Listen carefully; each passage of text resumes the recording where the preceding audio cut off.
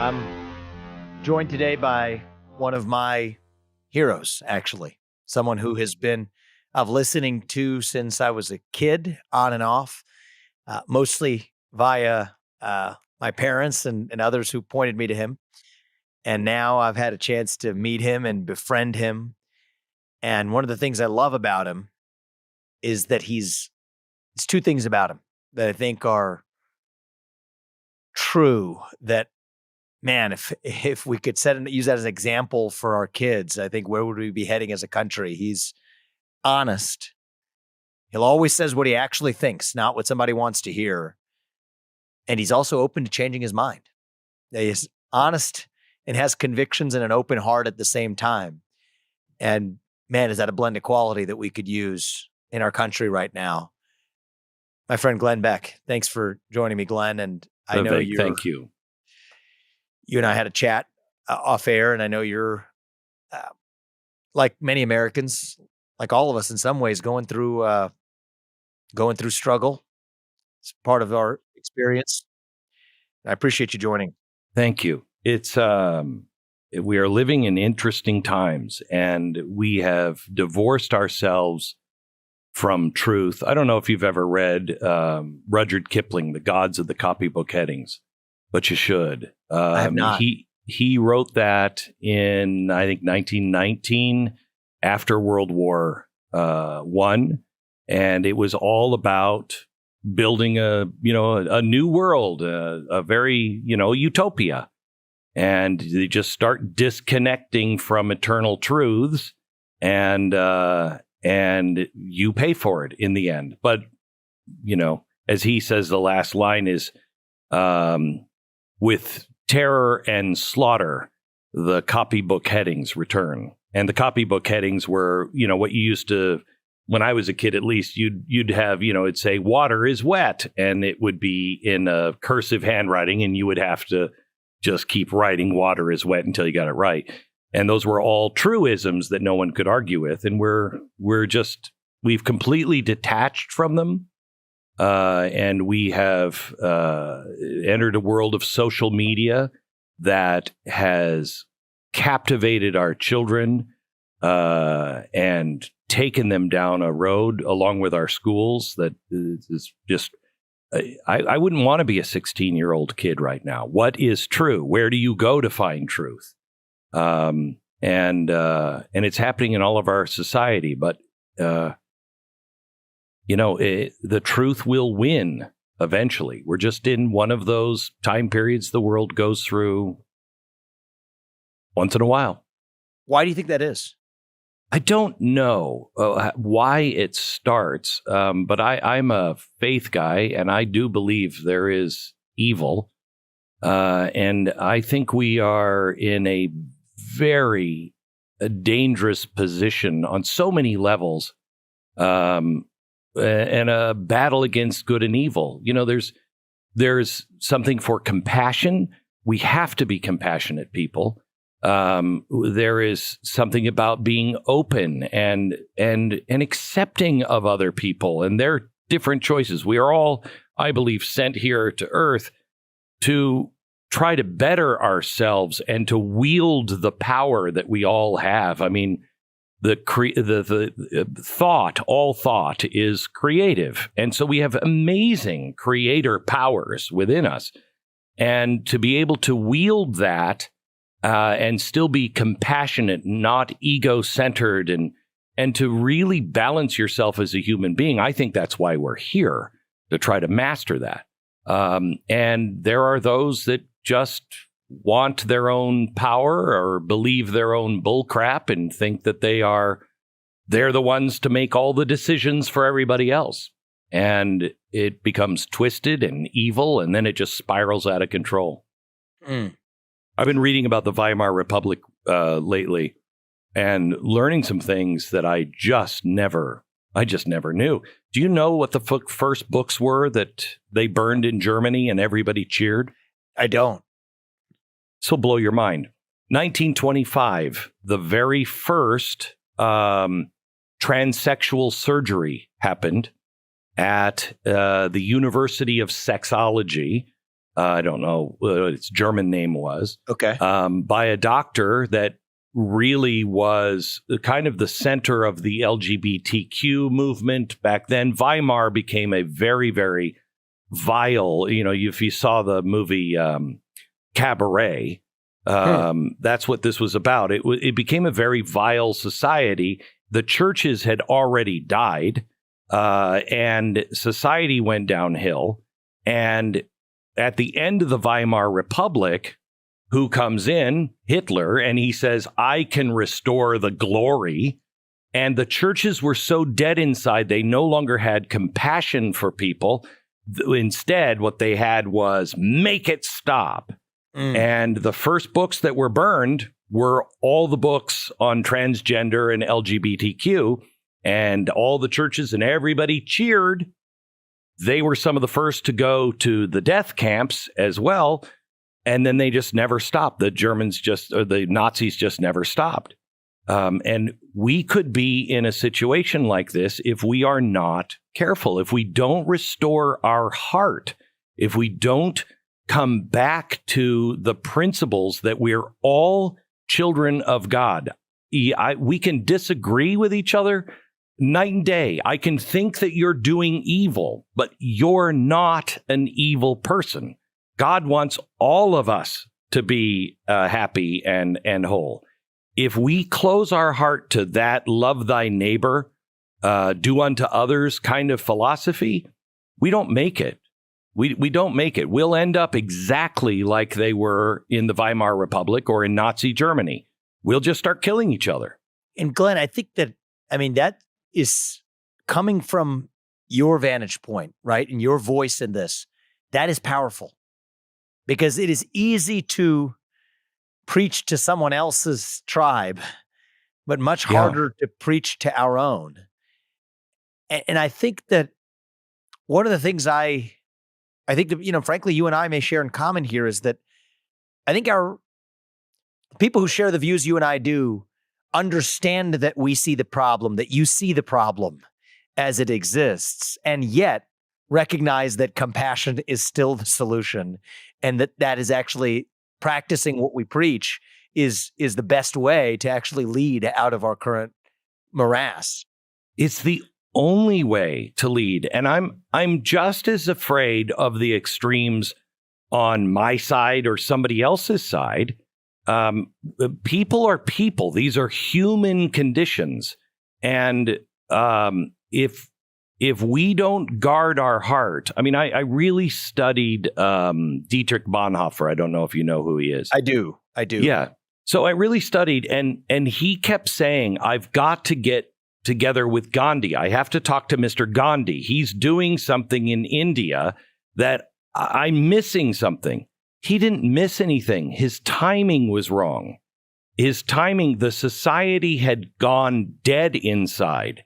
And the Judeo-Christian values were gone, and they were just going through the motions. I'm very concerned that our preachers are not standing up and leading the way, not on politics, but on truth.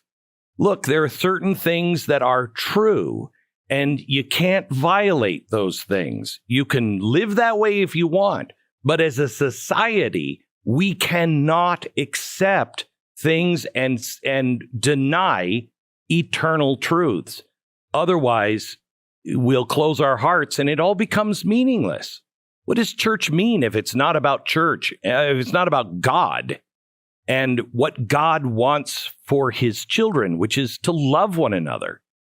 And you can't do that if you're lying to yourself and to others. And so let's just take the harder case now. Just go back to your 1925 post-Hitler example. I think that, so I agree with everything you said. Of course, I think he couldn't have said it better myself.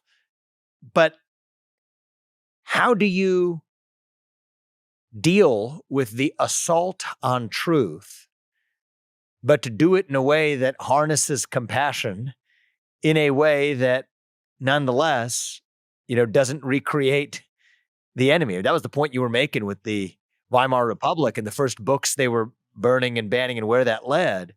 And yet I think it is, I don't know where you are on this, but it is true that there are two genders. There's an assault on truth there. How do you cut through the assault on truth with compassion? Boy, if I knew that, we could solve all kinds of problems. But I will tell you, the harder you struggle, the perhaps the more important it is that you embrace the compassion. I also believe what's being taught in all media, and I include myself in the media. I don't want to, I'm not pointing to people, I'm pointing to conditions. The fact that there is no truth, our kids are so confused right now, and they don't know what to do. They're not interacting with each other. There's not personal contact with one another. It's just a different world. And I'm not saying we got to go back to the way it was when I was a kid. That's not the answer. But we do have to return to certain fundamental truths. And it could be very easy for me to point to the villains that, people point to. But this isn't about that. This is about a universal condition that is happening all over the world. And Martin Luther King made it very clear, you cannot defeat hatred with hatred. It must be love. It is, I was in Alaska one time, and I was feeling quite humble at the time. When I'm not humble, I don't necessarily react the right way. And I was feeling quite humble. And this woman was across the street, and she saw me. I'm in, I don't even know, Anchorage. And she sees me across the street, and I'm with my children. And she just starts screaming at me, hater, hate monger, racist. And she came across the street. My security took my kids away, and she just started screaming at me. And I didn't know what to say. And so I just said, sincerely, I love you. Because I was humble enough at that time to see this is my sister that doesn't know me, and I don't know her. And I'm sure there are things that she's heard, read, and things that I have said that maybe taken out of context has created something in her. And she got even more angry. And I responded again, I love you. That eventually doesn't have a happy ending to the story other than it didn't escalate. She got frustrated and turned around and walked away quietly. If we throw logs on the fire or strike out, even if we're in the right, we lose. We lose everything. It won't end well. We're in the midst now of dehumanizing all sides. You're either with me or you are an enemy to everything I hold dear. That's not true. People are not. The ideas and things that are being spewed are either true or untrue. And we're at the dangerous level. We must fight ideas, not people, and keep our soul. I don't want to turn in to everything that I have always despised. I mean, my family is German, and the only German Beck that I know was one of the guys who tried to kill Hitler in the end. Is that right? Yeah, but I don't know if we're related.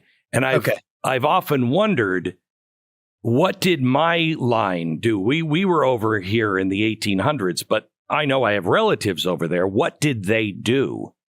And authoritarianism, fascism, communism, it's just evil. And the worst thing that can happen is that you get your back is so against the wall, and you've been wronged so many times and called so many names, and they're destroying everything that you love, that you become them. And I've got to stop you, and you have got to be eliminated. We can't do that. We can't do that, or we all lose. We all lose in the end. I think that is the difficulty. How do you, when you could say, fight a terrorist without adopting the methods of a terrorist. I don't know if that's the right analogy to use for your sidewalk incident in Alaska. I think it is. Yeah, the fight is the same thing. And it is terrorism. The things with ESG. What is that if it's not economic terrorism? You either do this or I will blow up your whole life. I will destroy you and your family and your ability to do anything forever. That is terrorism. And the worst thing we can do, that's my problem that I've had with the way we fight foreign wars in the past. Yes. Look, if we are against terrorism, then we don't torture. We don't ghost plane people to Egypt who will torture for us. Mm-hmm. We're either against it or we're not. And I think the American people have been clear on where they stood and where they thought the nation stood. But it doesn't turn out that we were on the same page.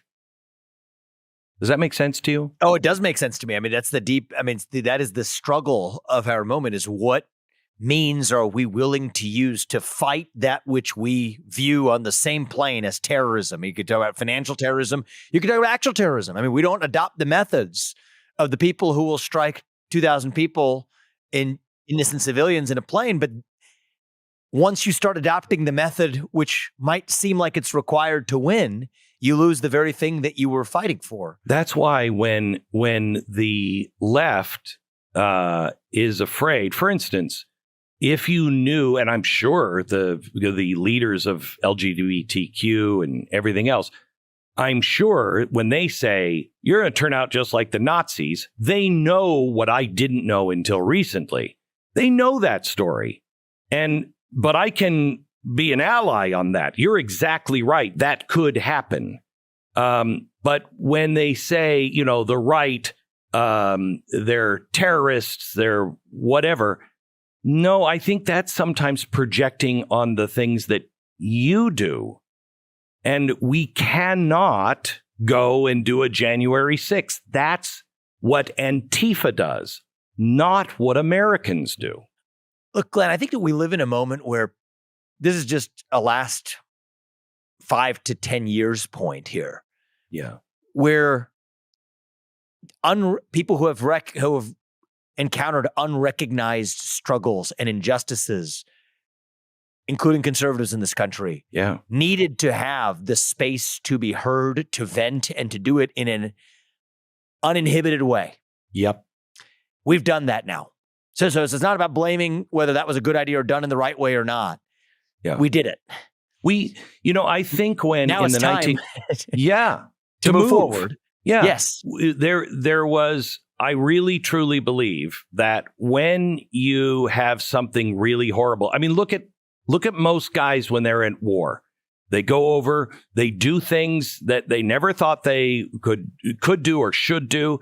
They did it in the name of their country, but they come back wounded, but they don't want to talk about it. That's the worst thing that could happen. I think in the 1960s, this country looked at racism, looked at Jim Crow, looked at all these things, and it was ugly. And so a lot of people thought, well, we dealt with it. And we didn't want to talk about it anymore because it ended in assassination and everything else.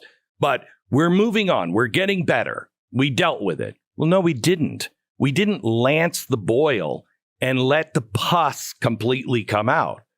Now, unfortunately, there have been people that want to take that and use that for their own nefarious purposes. But if we could come together and say, you know what? I was wrong about big corporations not being a threat. Okay, I always thought you could trust corporations. wrong. You and I might have been wrong on thinking that we were beyond the racism problem. We weren't. There were some things that had to be said and done, but we're not having that conversation. There is a good, healthy family comes together and says, guys, we need to talk about this. Yes. When I was 15, my mom committed suicide. My dad, to his dying day, would not admit that she had killed herself. But when I was 30, because we never talked about it, when I was 30 and I'm trying to sober up from my alcoholism, I brought my sisters together and I said, we need to talk. And they said, what about? And we're all in the same room. And I said, well, I think we should start with mom's suicide. And my sister, who was 2 years older than me, stood up and said, I did not kill her. And I was like, what? What are you saying? And I said, what? Where is that coming from? And she said, that's what you said to me, because my sister had an argument with my mom the night before. And she said, that's what you said to me that next morning when mom was dead, it's your fault. She had been carrying that around forever. We hugged it out. I talked to her about it. I apologized. We're good friends now. That's what good families, healthy families do, not what the American family is doing now. It doesn't have to be that way, Glenn. No, it doesn't. I think it took, how long did it take for you and your sister to have that conversation? 15 years, 20 years. But you did it. Yeah, we did it. And we are healthier for it. If we can make this turn, we are going to be an amazing country. Unfortunately, as you know, the odds are stacked against us. We have all these elites that are putting in things that are really authoritarian in nature. ESG, the World Economic Forum, what's happening with AI should terrify people. Because we are at the place, if we don't make the right decision now, I do believe we will either be slaves of an authoritarian state that controls it all until it loses control of AI, or we're all wiped out from it. But we are really, truly at a point humanity has never been at. The test is, can we rise above it? I think we're at Fermi's dilemma, where he said the reason why we can't find extraterrestrial life is because they blow themselves up once they come up with they split the atom.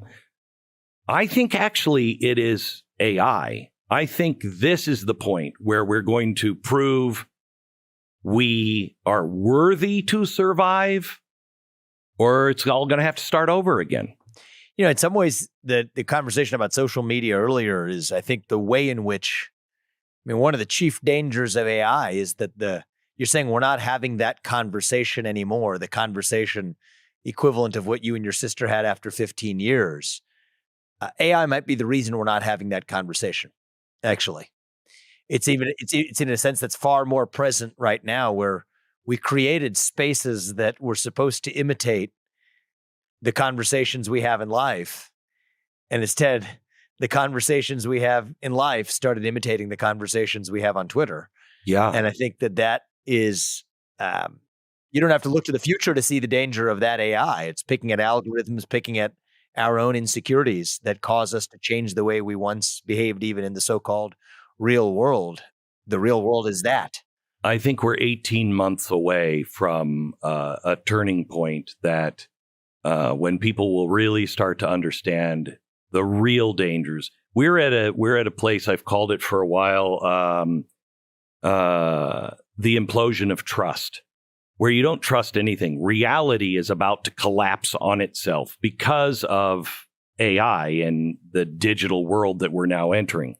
And when you have a reality collapse, how are you going to trust anybody? I think this election, you're running in what Tristan Harris calls the last human election.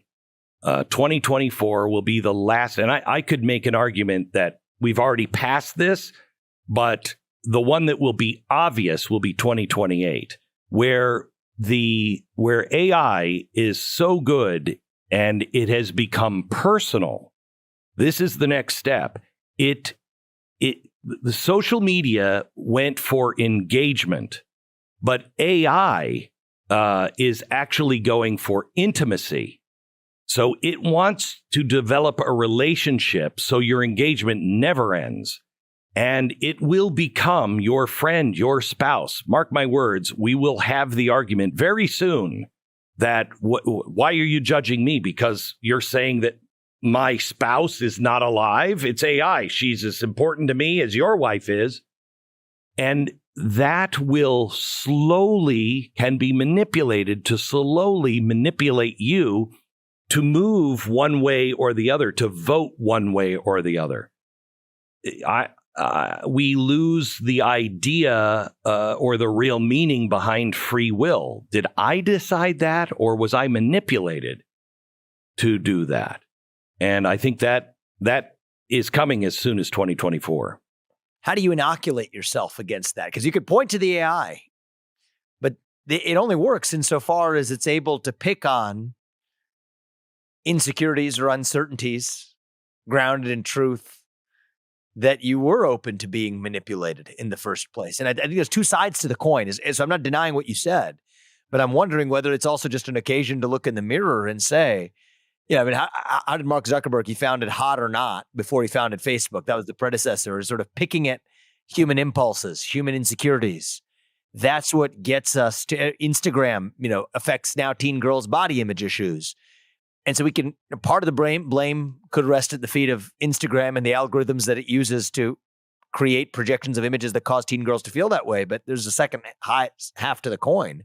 The other side of the coin is, how do we address the insecurities within that leave us full enough of purpose that would leave us immunized? That's the vaccine, if you will, against the virus, if you will. And maybe we can think about that version of the problem and have something more within our own power to address. When you introduced me, you gave me far too much credit, but you said he's honest, and I try really hard to say what I mean and mean what I say, because I've already lost my soul once through my alcoholism, and I don't want to lose it a second time. And but the thing that I think you might be picking up on is vulnerability. I know what's true. I know who I am with God.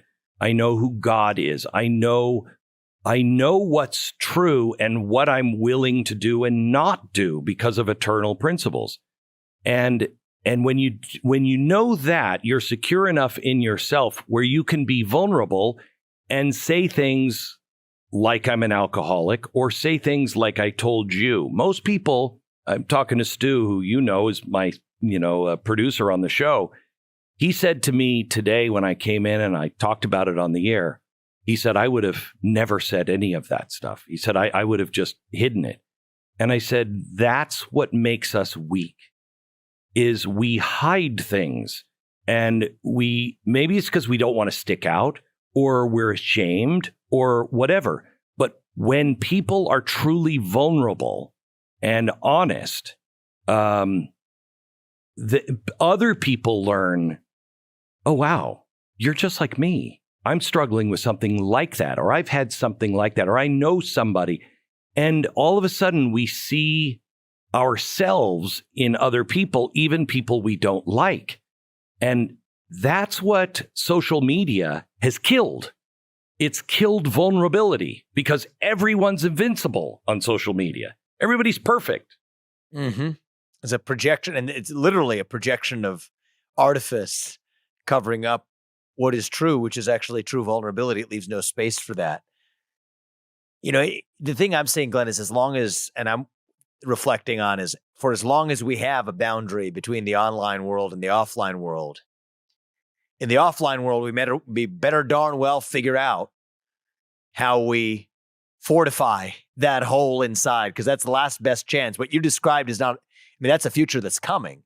But I think fortification of the actual soul, the purpose and meaning that we starve for, that might be our last best chance to protect ourselves. And maybe I'm in a mood. I came from a room full of pastors here in Iowa where we spent last 2 hours talking about, faith and what the loss of it in our country. But boy, it makes me think that we don't, it's like the analogy was when the Israelites are lost in the desert, right? They go back and bend the knee to the Pharaoh.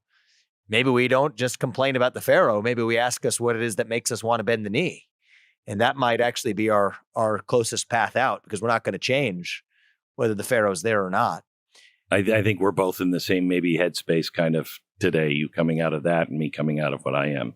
But I think this is the most important thing. We're I really like your candidacy, Vivek, because you're talking about the real issues, not the bullcrap Republican Democrat issues, but the things that we all know are wrong, and the common sense things to fix them. We've entered this world of experts, and this has been by design. It started, back around the turn of the century, and Woodrow Wilson, he wanted experts to run everything because we're scientific, and we have gotten to the place where it's follow the science. There's no such thing as the science. That's right. Science is constantly changing and learning, and it's dependent on people questioning science and the answers. And we have done this in every shape and form. We've done it with parents. I don't know. I should go talk to a doctor. I should talk to a psychiatrist on what. I mean, there's places for that. But books from so-called experts are giving us all of the advice, and we take it as absolute gospel while dismissing the actual gospel, and dismissing those things that are inside ourselves. We keep belittling ourselves and giving it to the experts. And I would ask Vivek, and this is what I like about you, is, there's a reason to talk to experts, but you talk to experts and you take the best of what they have to say and the things that make sense, challenge those things that you don't understand, and maybe they clear up that, and you leave behind the stuff that you don't think they have right. And you make the decision. You, the individual, makes the decision. Instead of saying, well, the experts tell us that inflation is not real, that it's just transitory, and they now tell us, the people who created this transitory situation, they now tell us we should do X, Y, and Z to make sure it doesn't get worse. Tell me the last time an expert was held up by the government or mainstream media that has been right. Because I can't think of one. That's right. And what does right even mean if that's it might be correct, even if it's the correct methodology for settling a question that was actually normative. And they always say, do you have a degree in that? No, that doesn't mean I'm a moron that I don't. That's right. And it's like our founding fathers. It's the same thing. Franklin stove, lightning rod. Correct. Swivel chair of Thomas Jefferson. And that's kind of what we need to revive. Do you know what George Washington's Achilles heel was? No, I don't. He never went to a university, and he always felt inferior. He always felt like, I don't really know because I didn't go to a university. That guy was indispensable. Without him, we don't have a country. He had no reason to feel that way. Read his farewell address. It's like at the 26th grade level. Okay, of course. People. Yeah. So he was fine. Yeah. And so was Thomas Jefferson. And so was everybody else that invented the things that they weren't supposed to invent. Glenn, you give me inspiration every time we talk. And I'm so grateful that you took some time, even knowing what you're going through. But I think it is actually helpful to everyone who you will touch for you to be as open as you have been, because you're not the only one going through what you're going through. And it is a service to the country to be able to at least actually be willing to share it, because so few people are. Thank you. There's something, there's good in everything depending on how we react to it. And there's got to be some good that comes out of this. And right now, the only good I can think of is telling people, you're not alone. You're not the only one going through it. It happens to everyone. And money doesn't make it better. Fame doesn't make it better. We are all the same, and you're not alone. Thank you, Glenn. I appreciate it. I'm Vivek Ramaswamy, candidate for president, and I approve this message. Paid for by Vivek 2024.